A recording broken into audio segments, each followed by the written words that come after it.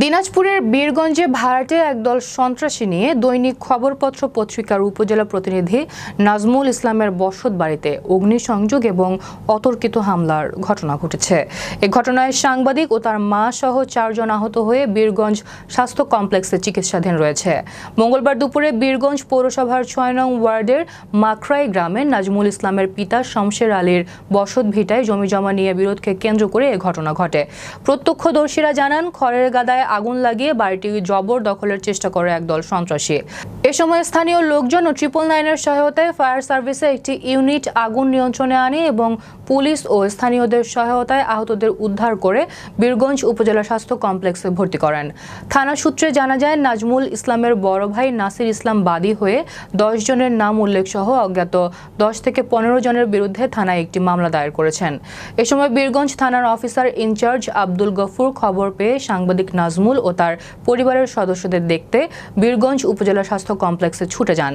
তিনি জানান, সাংবাদিক নাজমুলের ভাই একটি মামলা দায়ের করেছে। মামলার পরিপ্রেক্ষিতে যথাযথ আইনানুগ ব্যবস্থা গ্রহণ করা হবে। আমি মোহাম্মদ নাজমুল হোসেন।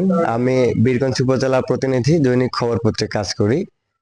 আমার বাড়িতে একটা পরিকল্পনা করে আমাকে অতর্কিত হামলা করেছে। মানে আমার বাড়ির পাশে প্রতিবেশী সিরাজ নাম, তারা আমাদের সঙ্গে বিভিন্ন সময় সমঝোতা করে, কিন্তু পরবর্তীতে আবার তারা মানে না। কিন্তু যখন আমার বাড়িতে অতর্কিত হামলা করলো, হঠাৎ করে আমার বাড়িতে দিনাজপুরে বেশ কয়েকজন, মানে 2 অটো, ওর আত্মীয় সহকারে অনেক লোকজন নিয়ে আসে। বাইরে প্রচুর মানে দাঁত, তারপরে শাবল দিয়ে মানে ভয় দেখাচ্ছে যেন আগাইতে না পারি। তারপর আমি গেছিলাম। পরে আমার কাছে তারা 5 লক্ষ টাকা দাবি করে। পরে আমার গেটে যখন, বাড়ির রুমের একবার গেটে যখন তারা চলে আসে, তখন আর কি আমি তাদেরকে নিষেধ করি, তখনই আমার সঙ্গে ধস্তাধস্তি করে। তখন আমাকে এলোপাতাড়ি তারা মারধর করে, যেটা আসলে বলার মতো না। ওই মুহূর্তে আমাকে এমন ভাবে মারছে, আমার মা, আমার একটা ভাতিজা, আমার 2টা ভাই ছিল, তারাও গেছিল। আমাকে তারা আটকানোর জন্য চেষ্টা করছে, কিন্তু আমি মানে তাদের হাত থেকে আমি রেহাই